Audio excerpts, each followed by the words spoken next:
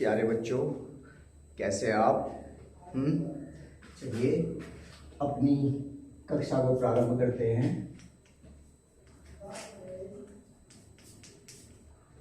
घर्षण 11वीं क्लास का टॉपिक है ये, और इसमें हम पढ़ रहे थे घर्षण बल।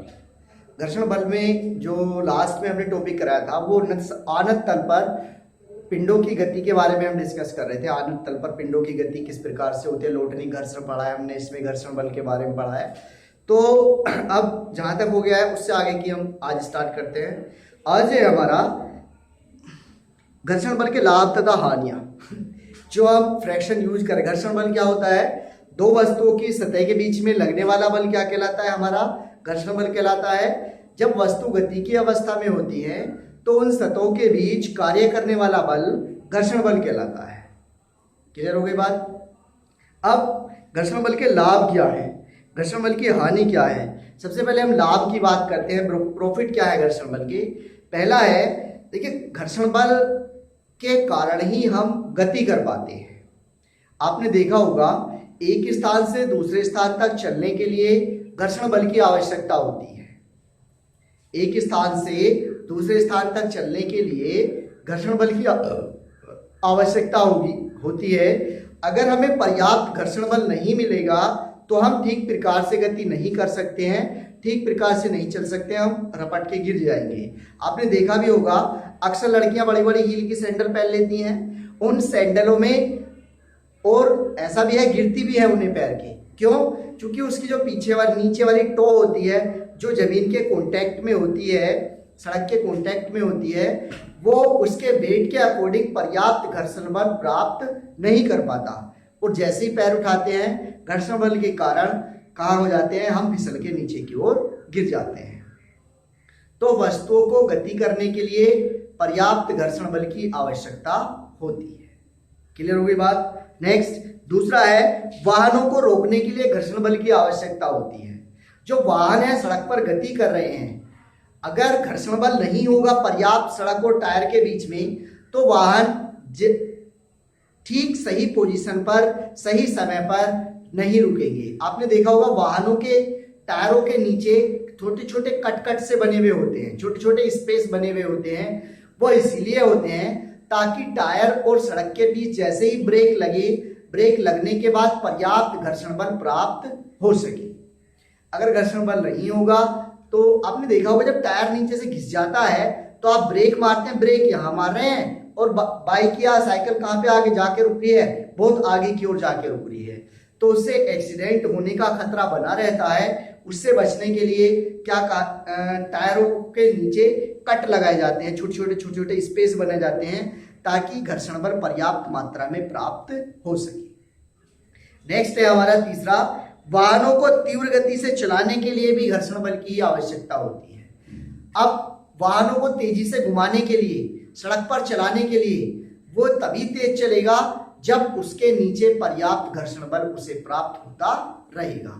अगर घर्षण बल प्राप्त नहीं हो रहा है तो वो आगे की ओर गति नहीं करेगा। आपने देखा होगा कभी कभी जब बारिश वगैरह होती है तो टायर वगैरह फंस जाते हैं, कहीं नाले वगैरह में जब टायर वगैरह फंस जाते हैं तो देखा होगा वहीं पे घूमता रहता है। क्यों?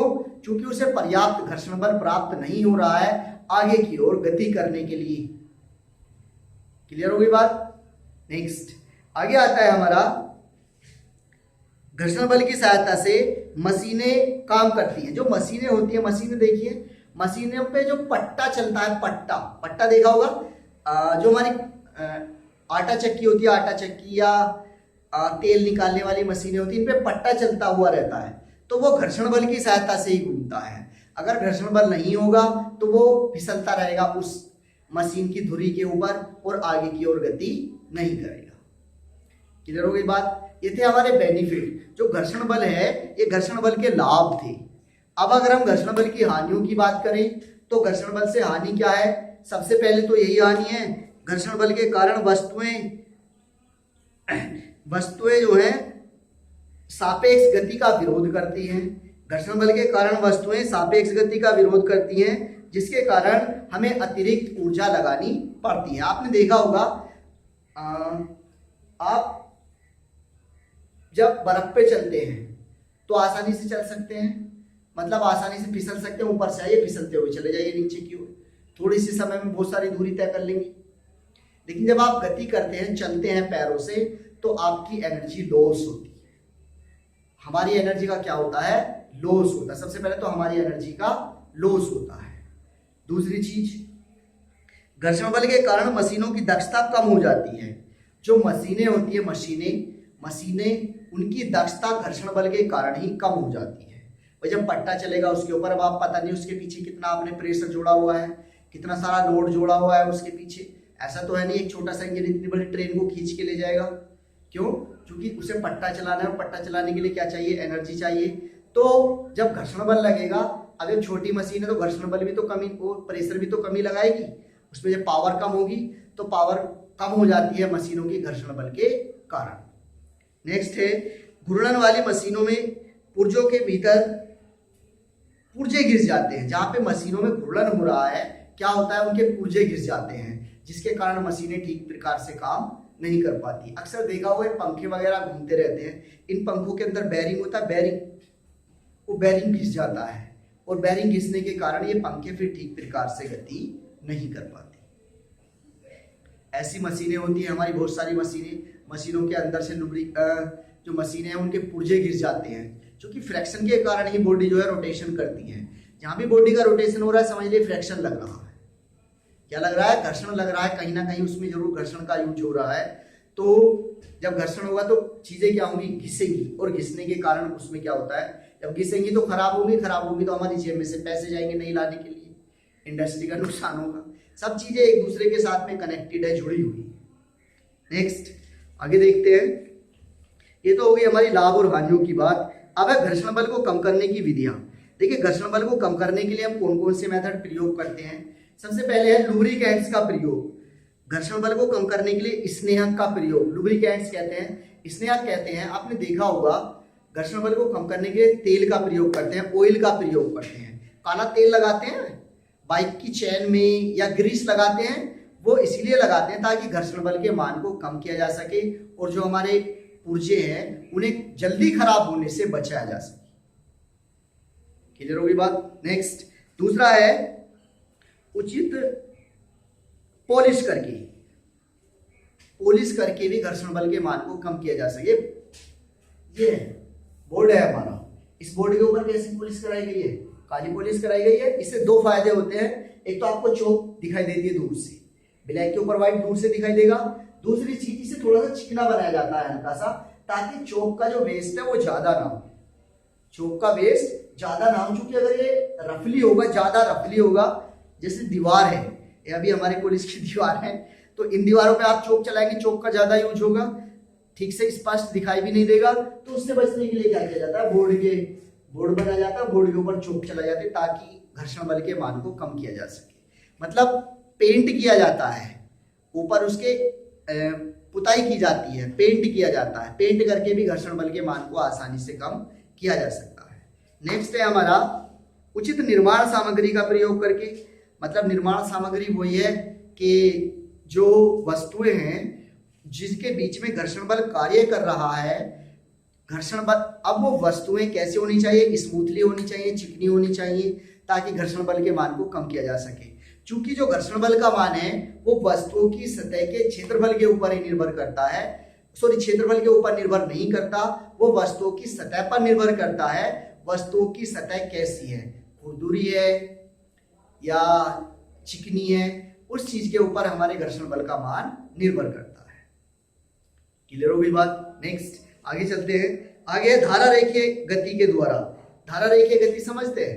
धारा रेखीय जैसे दूध है या तेल है, ऑयल है, तेल, तो जब आप उसे धारा रेखीय प्रवाह में ऊपर से नीचे की ओर डालेंगे तो द्रव की सतहों के बीच में जो घर्षण बल है उसका मान कम हो जाएगा।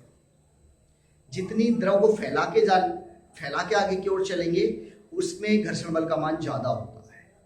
लिक्विड की जितनी चौड़ी परत होगी उस पर फ्रैक्शन ज्यादा लगेगा, जितनी परत छोटी होगी उस पर घर्षण का मान कम लगेगा। तो इसीलिए तो ऊपर की ओर उठा देते हैं उसे। जब लीटर से दूध डालते हैं तो उस लीटर को ऊपर की ओर उठा देते हैं, ऊपर की ओर इसलिए उठाते हैं ताकि जो उसकी लेयर है वो छोटी होकर आराम से उस बर्तन के अंदर गिरी जा सके। घर्षण बल का मान कम किया जा सकता है। क्लियर होगी बात? ये हमारे घर्षण बल के लाभ, हानि और कैसे हम घर्षण बल के मान को बढ़ा सकते हैं या घर्षण बल के मान को कम कर सकते हैं। क्लियर?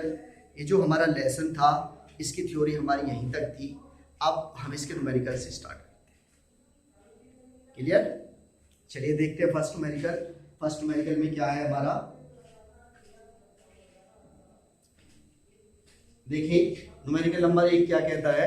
न्यूमेरिकल नंबर 1 में दे रखा है हमारा, इसमें कहता है न्यूमेरिकल नंबर 1 में 4 किलोग्राम का एक पिंड किसी तल पर रखा है, स्थैतिक घर्षण गुणांक 0.4 है, गुटके तथा तल के बीच घर्षण गुणांक का मान ज्ञात है। बहुत आसान न्यूमेरिकल है इस लेसन के। देखिए न्यूमेरिकल नंबर 1 हमसे कहा 4 किलोग्राम द्रव्यमान का एक गुटका, तो m बराबर कितना दे दिया भाई हमें, 4 किलोग्राम द्रव्यमान का एक गुटका जिसका स्थैतिक घर्षण गुणांक 0.4 है, म्यू का मान कितना दे रखा है 0.4, इसका कोई मात्रक नहीं होता। हमसे पूछा घर्षण गुणांक का मान ज्ञात कीजिए, स्थैतिक घर्षण गुणांक म्यू एस की वैल्यू दे रखी है, और हमसे पूछा के बीच घर्षण गुणांक का मान ज्ञात कीजिए, मतलब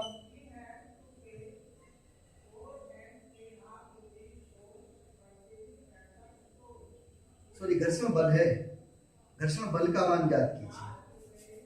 घर्षण बल Fs का मान बराबर ज्ञात करना है। ठीक, तो क्या होता है हमारे पास फॉर्मूला, Fs बराबर म्यू एस आर के, और म्यू एस आर बराबर किसके होता है mg के, और g की वैल्यू कितनी है 10 मीटर प्रति सेकेंड स्क्वायर। रख दो यहाँ पर, म्यू की वैल्यू कितनी है हमारे पास 0.4, m का मान कितना 4, g का मान कितना 10, पॉइंट से 0 कैंसिल, कितना हो गया 16, तो Fs का मान कितना आ गया 16 न्यूटन, NEWTON न्यूटन। क्लियर? बहुत आसान न्यूमेरिकल है। नेक्स्ट न्यूमेरिकल नंबर नेक्स्ट देखिए, नेक्स्ट में क्या कहता है, एक पिंड खुरदुरे क्षैतिज तल पर 2 मीटर प्रति सेकंड स्क्वायर के मंदन गति से गति कर रहा है।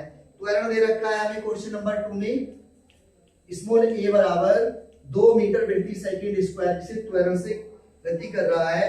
पिंड तथा तल के मध्य घर्षण गुणांक ज्ञात कीजिए। घर्षण गुणांक मतलब k का मान निकालना है हमें, म्यू k की वैल्यू को फाइंड आउट करना है। घर्षण गुणांक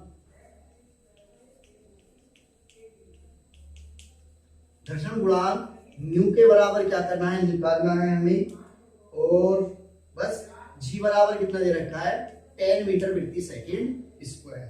हमें पता है घर्षण गुणांक क्या होता है हमारा, mu K is equal to किसके बराबर, म्यू के आर इज इक्वल टू किसके बराबर एम ए के, और म्यू के आर बराबर किसके होता है M G K is equal to M A के बराबर, एम से एम कैंसिल, तो mu K is equal to किसके बराबर हो जाएगा जी बाई ए के, ए अपॉन जी के बराबर। तो ए का मान कितना है 2, जी का मान कितना है 10, तो कितना आ गया 0.2, ये आगे निकल के हमारा क्या घर्षण गुणांक म्यू के की वैल्यू। क्लियर? नेक्स्ट थर्ड देखिए, 2 किलोग्राम द्रव्यमान का एक गुटका, 2 किलोग्राम द्रव्यमान का एक गुटका, देखिए इंपोर्टेंट न्यूमेरिकल है, फर्श पर रखा है, स्थैतिक घर्षण गुणांक 0.4 है, 2.5 न्यूटन का बल गुटके पर लगाया जाता है, गुटके तथा फर्श के बीच घर्षण बल का मान ज्ञात कीजिए। गुटके तथा फर्श के बीच घर्षण बल का मान ज्ञात कीजिए। क्लियर होगी बात? देखें क्वेश्चन नंबर 3, इसमें क्या कहता है, घर्षण गुणांक दे रखा है हमें, फिर से क्या m बराबर दे रखा उसने 2 किलोग्राम, वो कहता है 2 किलोग्राम द्रव्यमान का एक गुटका, घर्षण गुणांक म्यू एस का मान कितना दे रखा उसने 0.4, हमसे कहता है गुटके के बीच लगने वाला घर्षण बल Fs का मान पूछा हुआ है। बहुत आसान है, Fs बराबर फाइंड करना है। हम जानते हैं R बराबर किसके होता है mg के होता है, fs बराबर किसके हो जाएगा, म्यू एस आर के बराबर, म्यू एस आर बराबर किसके हो जाएगा, mg के। तो fs बराबर किसके हो जाएगा, म्यू एस की वैल्यू 0.4, m का मान 2 और g का मान 10। कर लीजिए, 10 से 10 कैंसिल, 4 दूनी 8, तो fs बराबर कितना आ गया, 8 न्यूटन। बहुत आसान न्यूमेरिकल है, ज्यादा टफ नहीं है इस चैप्टर के न्यूमेरिकल्स। इधर हो गई बात, आसानी है। छोटे छोटे न्यूमेरिकल्स हैं। चलिए आज की क्लास में इतना ही, नेक्स्ट क्लास में फिर से मिलते हैं। Thank you.